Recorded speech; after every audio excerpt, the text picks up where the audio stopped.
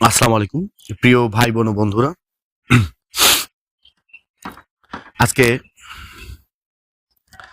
Karl Marx থেকেই শুরু করছি এবং বাম আর বাম যে বাংলাদেশের বাম, এই বাম আসলে আমার পছন্দ না এবং বাম জিনিসটা আসলে এই সমাজতন্ত্র পৃথিবীতে এস্টাবলিশড হতে পারেনি, হয়নি এবং হওয়ার পসিবিলিটি খুব কম। তবে চায়না এবং ভিয়েতনামে, চায়নাতে আমরা যেটা দেখতে পাচ্ছি সেটা হচ্ছে সেখানে সমাজতান্ত্রিক রাজনীতি বাট গণতান্ত্রিক অর্থনীতি। এই তো সমাজতান্ত্রিক রাজনৈতিক ব্যবস্থায় সরকার পদ্ধতি আসলে কেমন হয়, এটা আগের যুগে ইসলামিক পদ্ধতিতে যেভাবে হতো অনেকটা এরকমই। অর্থাৎ সবাই ভোট দিচ্ছে না, বরঞ্চ জনগণের ভিতরে যারা আসলে বেশি বুঝছে, যে বেশি জানছে, যে বেশি মেধা জ্ঞান সম্পন্ন, তারা তাদের নেতা নির্বাচন করছে এবং এই নেতা নির্বাচন করতে করতে যে সুপ্রিম লিডার, তারাও আসলে ওইভাবেই নির্বাচিত হচ্ছে। সুপ্রিম লিডারও ওইভাবেই নির্বাচিত হচ্ছে। এটা হচ্ছে ইসলামিক যুগে আমিরের পদ্ধতির মতোই বলা চলে। এটা একনায়কতান্ত্রিক না, কিন্তু গণতন্ত্র এখানেও আছে। আছে বলতে 2, 4, 5 জন, 10 জনের বা 50 জন, 100 জনের বা হাজার, মানে সিলেক্টিভ পিপলের, যারা আসলে সিদ্ধান্ত নেওয়ার জন্য যথেষ্ট মেধা রাখে, তারা বা জ্ঞান রাখে, প্রজ্ঞা রাখে, তারাই হচ্ছে আপনার তাদের নেতা নির্বাচন করবে। তো ইসলামেও এরকমই মাসোয়ারা পদ্ধতি এবং আমির পদ্ধতি।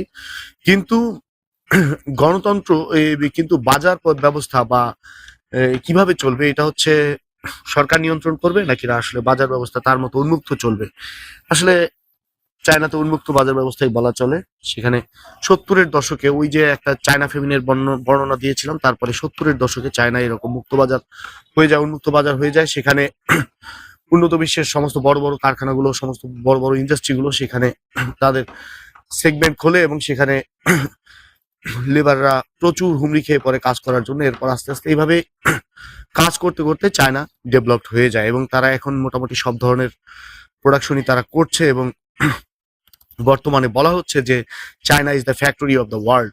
তো এইখানে সমাজতন্ত্রের একটা উদাহরণ আমি নিয়ে আসবো, সেটা হচ্ছে আমার কাছে খুবই ভালো লেগেছে বিষয়টা শুনে। এটা হচ্ছে যে হুয়াওয়ে কোম্পানির যে মালিক, তিনি, আমার জানা মতে, এটা একটু ভালো করে জেনে দেখবেন সবাই যার যার মতো, সেটা হচ্ছে হুয়াওয়ে কোম্পানির মালিক এই কোম্পানির টোটাল বিজনেসের অনলি 1%, টোটাল ব্যবসার অনলি 1% গ্রহণ করে থাকেন এবং পুরোটা তার এমপ্লয়ীদের ভিতরে, চাকরিজীবীদের ভিতরে, শ্রমিকদের ভিতরে, অফিসারদের ভিতরে ভাগ করে দেন এবং এই হুয়াওয়ে কোম্পানির অগ্রগতির জন্য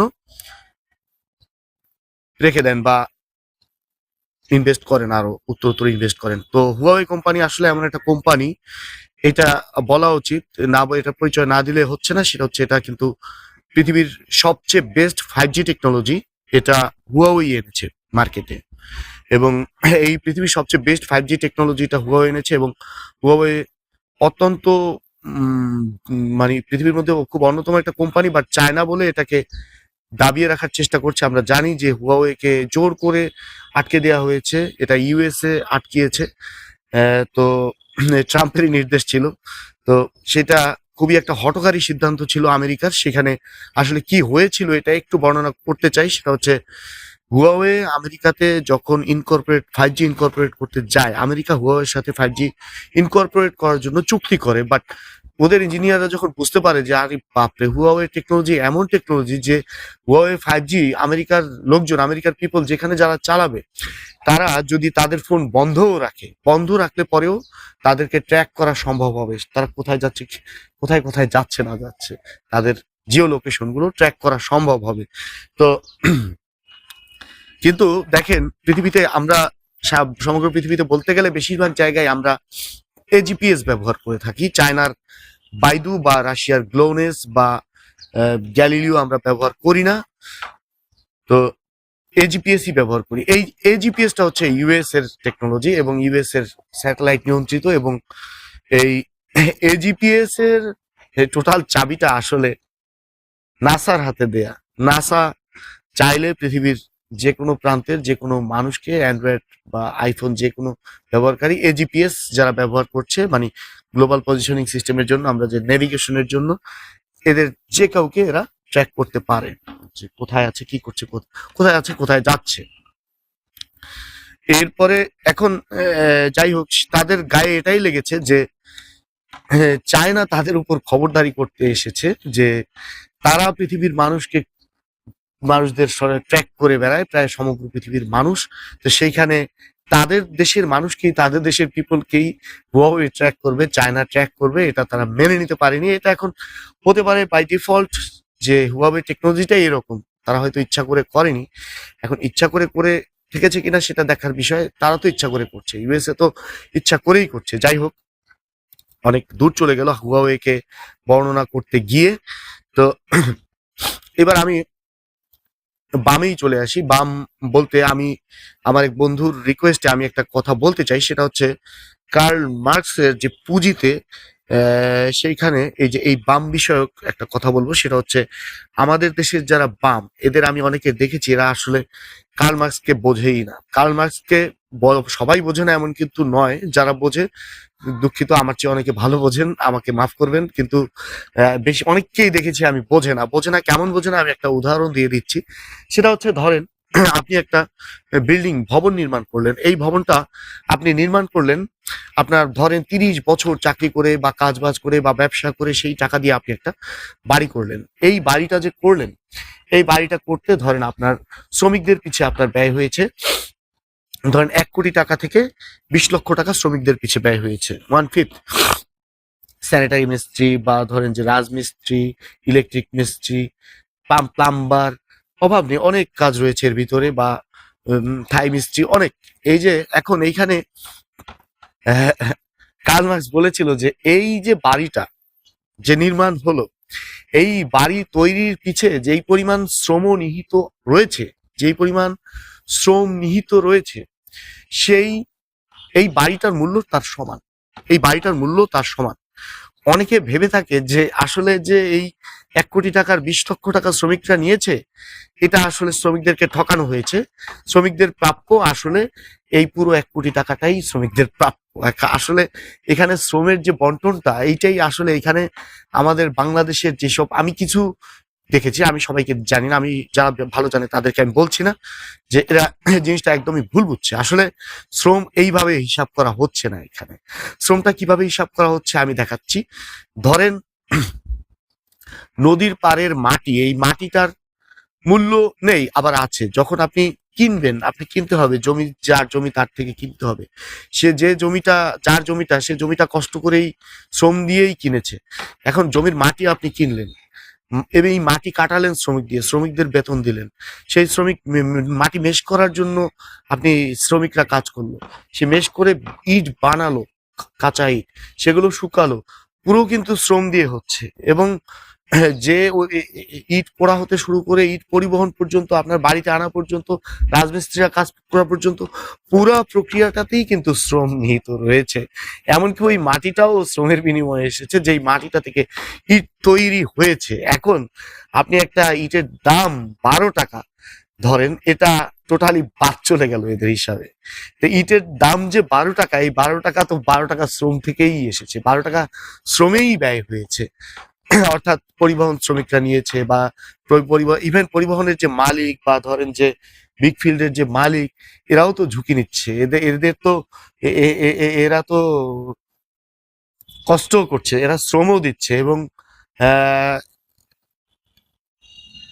এদের টাকা পুঁজির কিছু কাজ রয়েছে এখানে। যে পুঁজিটা অর্জন হয়েছে, সেই পুঁজিটা আসলে যদি সুপথে হয়ে থাকে, এই পুঁজির পিছনেও শ্রম নিহিত রয়েছে। শ্রম থাকা ছাড়া তার পুঁজিও আসেনি, এটাও কিন্তু মানতে হবে। এখন আসলে এই 1 কোটি টাকা যদি এই ভবনটা নির্মাণে তৈরি হয়ে থাকে, পুরো ভবনটার মূল্য, ওই শ্রমের মূল্য কিন্তু 1 কোটি টাকাই। এইভাবে 1 কোটি টাকা, 12 টাকা দিয়ে একটা ইট কিনেছেন বা রড কিনেছেন, এই রডে এটা কোথা থেকে এসেছে, কত ইয়ে করে, এর পেছনে শ্রম নিহিত। সেই খনি থেকে শ্রমিকরা উত্তোলন করেছে, পুরো প্রক্রিয়াটাতেই শ্রম নিহিত রয়েছে। এখন ৮০ লক্ষ টাকার মালামাল কিনলো, এটার ভিতরে শ্রম আছে না নাই এটা বিবেচনা না করে পুরো ১ কোটি টাকার ২০ লাখ টাকা শ্রমিকদের জন্য, আসলে তা না, পুরো ১ কোটি টাকাই শ্রমিক পেয়েছে বলা যায়। তো পুঁজি তো থাকা লাগবে, এটা আমি আমার আগের ভিডিওতেও বলেছি, এই ব্যাপারে পরে আমরা আরো আলোচনা করব। তো এবার আরেকটা উদাহরণ, সেটা হচ্ছে ধরেন ২ আনা, ধরেন একটুখানি ডায়মন্ড, এতটুকু ডায়মন্ড, আর ধরেন এক এক টন চিনির দাম ব্রাজিলে সমান। হুম তো ১ টন চিনি আর ধরেন দুই আনা, আনা বা কিভাবে হিসাব করে ডায়মন্ডের মূল্য দাম সমান। এখন কি আসলে এই এই ডায়মন্ড টুকের দাম বেশি, এটার দাম, চিনির দাম কম, ১ টন চিনির দাম কম? আসলে তা নয়। এটা কার্ল মার্কস দেখাতে চেয়েছেন যে এতটুকু ডায়মন্ড আর ১ টন চিনির দাম সমান এই জন্য যে ওই ১ টন চিনি উৎপাদনে যেই পরিমাণ শ্রম ব্যয় হয়েছে, হ্যাঁ, ওই আখ চাষ হতে শুরু করে, আখ মাড়াই থেকে শুরু করে, কারখানায় চিনি উৎপাদন থেকে শুরু করে শেষ পর্যন্ত, হ্যাঁ, আপনার ঘরে পৌঁছানো পর্যন্ত বা হোলসেল ডিলার পর্যন্ত পৌঁছানো পর্যন্ত, যেই এই যে চিনির উৎপাদন প্রক্রিয়ায় টোটাল সম্পূর্ণ কাজে যেই পরিমাণ শ্রম নিহিত, সেই শ্রমের মূল্যই হচ্ছে ১ টন চিনির দাম। এবং যে সামান্য ২ আনা বা যাই হোক, যে সামান্য পরিমাণ যে হীরার মূল্য, ডায়মন্ডের মূল্য যে সেম, এই সেম হওয়ার কারণ কিন্তু আসলে ওই ডায়মন্ড টুকের ভিতরেও একই পরিমাণ শ্রম নিহিত রয়েছে। এখন আসলে যদি ডায়মন্ডটার ভিতরে যদি কম পরিমাণ শ্রম নিহিত থাকতো, এটা কার্ল মার্কসের যুক্তি হচ্ছে, তাহলে অনেক মানুষই আখ উৎপাদন না করে ডায়মন্ড চষে বেড়াতো, ডায়মন্ড খুঁজে বেড়াতো। কারণ ডায়মন্ড পেলে আরো বেশি রাতারাতি বেশি ইনকাম করা যাচ্ছে, বেশি ধনী হওয়া যাচ্ছে। তো এই জন্য যেটার মূল্য যা, তার পিছনে আসলে সেই পরিমাণ শ্রমই নিহিত রয়েছে। তো কিছু কিছু শ্রম, ইন্টেলেকচুয়াল প্রপার্টি, এগুলো আসলে পৃথিবীর জন্য বিস্ফোরা হয়ে দাঁড়াচ্ছে ক্রমে। তো এরপরে আমরা আসলে বাংলাদেশের বাঙালি মধ্যবিত্ত কিভাবে আছি এটা একটু দেখতে চাই। সেটা হচ্ছে, দেখেন, এই শ্রমের কথাই বলছি। তো আমার পাশের ফ্ল্যাটে এক রিক্সাওয়ালা থাকতেন। এখন অনেকে ভাবতে পারেন যে আসলে আমি কেমন হঠকারী কথা বলছি, একজন রিক্সাওয়ালা সে কি মানুষ নয়? মানুষ তো অবশ্যই ভাই, রিক্সাওয়ালা মানুষ, কিন্তু তার পরিবেশ আর আমার পরিবেশ তো এক হতে পারে না। কিন্তু এখন একজন রিক্সাওয়ালা যেই পরিমাণ আয় রোজগার করছে, তার ওয়াইফ, তার ছেলে, সবাই আয় ইনকাম করে এইসব মধ্যবিত্ত ফ্যামিলিগুলোর চেয়ে ভালো আছে, বেশি পয়সা ইনকাম করছে। একবার এক রিক্সাওয়ালাকে বললাম যে, ভাই একটু যাবেন, টাকা লাগলে দেবো, বিষয় হলো আমার খুব আর্জেন্ট ছিল। সে বললো, আমি বিকেলে বেরিয়েছি, সন্ধ্যার পরেই বলছে ১,০০০ টাকা হয়ে গেছে, ব্যাটারিতে চার্জ নেই, এখন বাসায় চলে যাব। তো উনি হয়তো চাইলে নিতে পারতেন কিনা জানি না। তো এই উত্তর তো দেওয়ার প্রয়োজন ছিল না আসলে। এখন অর্থই সবকিছু, টাকাই সবকিছু। দেখেন, এখন ভদ্রতা করে, ভদ্র সোসাইটি বা এই যে এটিকেট রেখে, এগুলো আসলে হচ্ছে না আমাদের দেশ। আমি দেখছি ক্রমে, আমি একটা চাকরি বাকরি করছি, সেজন্য কেউ আমাকে দয়া করে আমার কথায় কষ্ট নিবেন না। আমাদেরও আসলে কবে যে পথে বসা লাগে, পথে নামা লাগে, বলা যায় না সত্যিকার অর্থে। যে এখন একটা শিক্ষিত গ্রাজুয়েট, আমিও ১৪,০০০ টাকা বেতনে ঢুকেছিলাম, সর্বমোট ১৬,০০০ টাকায় একটা প্রাইভেট কোম্পানিতে। এখন আজকে ১৫-১৬ বছর পরও এই প্রাইভেট কোম্পানিগুলো, এই পুঁজিপতিরা এই ১৫,০০০, ১৬,০০০ টাকা, ১২,০০০ টাকা এক একটা ছেলেকে অফার করছে পড়ালেখা করার পরে। হ্যাঁ, বলেন, তাহলে আমাদের তো আসলে শ্রমিক হলেই ভালো ছিল।